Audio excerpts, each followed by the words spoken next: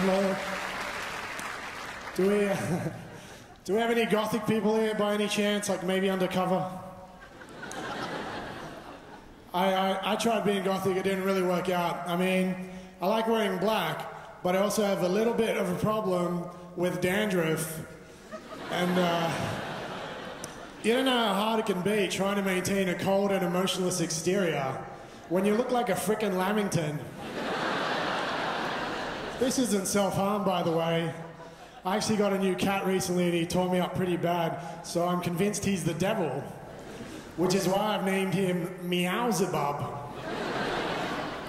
That joke's pretty sad. What's even sadder, though, is that I wrote it 6 months ago and I've been cutting myself just to keep it topical.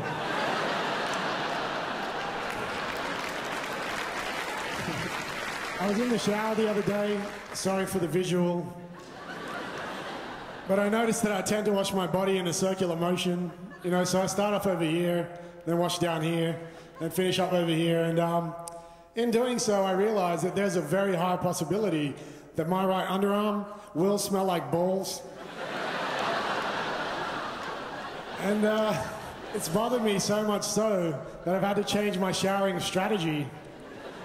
You know, so now I wash my underarms and then my balls, and while that greatly reduces the chance of my underarms smelling like balls, it actually doubles the chance of my balls smelling like underarms. Well, unless I use soap. Gotta use the soap for the ladies. Don't worry, it's got no bullets. And I have a girlfriend, thank you very much. She's really cool. She's quite tiny, and in bed, she likes the spoon, except she likes to be the big spoon, so it's really more like backpacking. But she's a bit of a stress head, so for her birthday, I decided to get her some of those Chinese meditation balls, you know, to help her relax a bit. But when I went to the store, it was like $200 for a good pair, so I was like, fuck that. She can play with my balls and we can both relax. I know what you're thinking, economical and practical. He's a keeper.